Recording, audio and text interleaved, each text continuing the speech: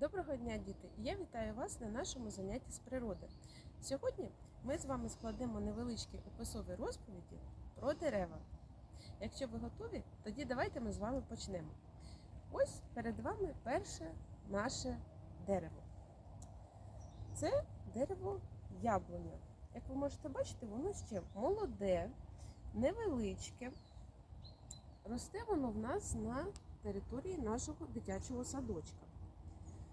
Ми з вами можемо пригадати, з чого складається наше дерево. Тобто у землі є корінь яблуні, далі йде його стовбур, ось такий невеличкий, і розлогі гілочки, як ви можете бачити. Давайте з вами поглянемо на форму стовбура яблуні.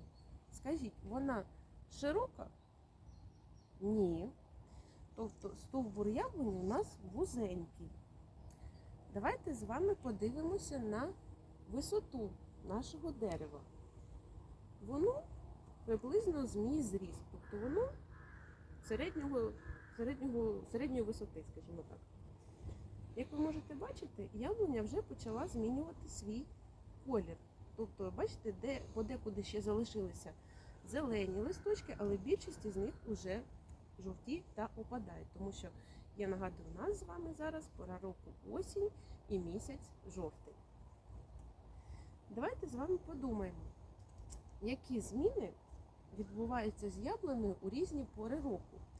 Тобто, навесні яблуня починає квітнути, влітку і ближче до осені яблуня приносить свої плоди, тобто на дереві з'являються яблучка. А восени вже жовтіють, опадають листочки, люди збирають врожай, тобто збирають яблука. І деревце скидає свої листочки і залишається без листків на всю зиму. Ми з вами знаємо, що плод яблуні називають яблуком. Давайте з вами подумаємо, яке значення яблуня має для людини. Тобто усі яблучка, вони приносять нам користь, приносять нам вітаміни, допомагають підтримувати наш імунітет. Наступне наше дерево на сьогодні – це ялина. Тобто ми з вами давайте розглянемо ялину. Тобто вона не має таких листочків, як у яблуні. В неї замість листочків ось такі зелені колючки. Знову ж таки, наша ялина росте на території нашого дитячого садочка, а саме ця безпосередньо на дитячому майданчику нашої групи. Тобто ялина має таку саму будову, як і яблуня. Тобто в неї є великий корінь, високий стовбур і ось такі розлогі гілочки з колючками. Давайте з вами подивимося на стовбур ялини. Тобто в залежності від того, чи ялина маленька або ялина велика, тобто стовбур буде різним. Безпосередньо у цієї ялини стовбур такий і не широкий, і не вузький, тобто він більше середній. Сама висота цієї ялини, вона висока в порівнянні з моїм зростом. Колір листочків, в нашому випадку гілочок, у них зелений. Тобто ялина зберігає зелені колючки протягом усього періоду. І навесні, і влітку, і восени, і взимку. Тобто ми з вами знаємо, що у ялини також є плоди. Це ялинкові шишки. Вони зазвичай ростуть аж на самісінькій верхівці ялини. Гілочки ялини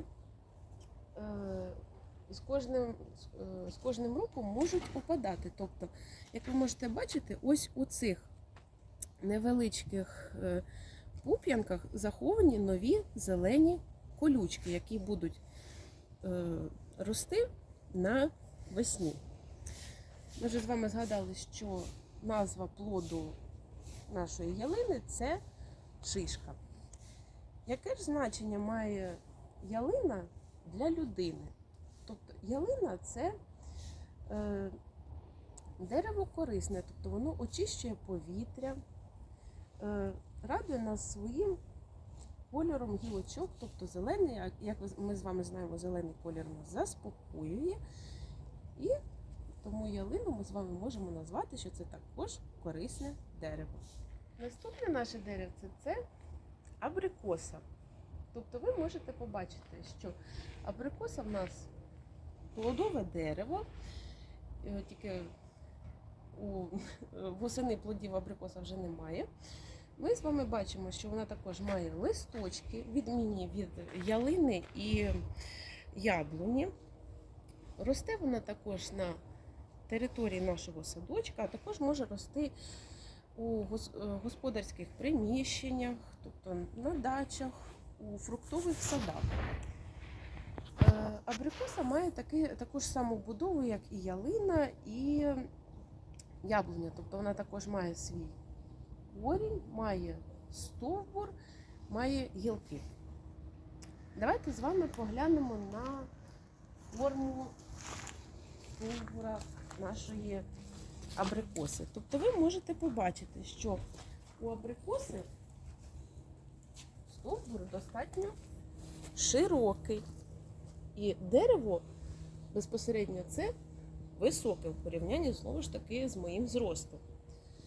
Колір листочків у абрикоси зелений, але при настанні осені, тобто осіннього періоду, він може також змінюватись. Тобто ви можете побачити, що ось, наприклад, цей листочок у нас зелений, а цей вже почав жовтіти. Які ж зміни відбуваються у різні пори року з абрикосою? Тобто навесні, оскільки абрикоса плодове дерево, на ній розпускаються квіточки, які потім влітку стають плодами.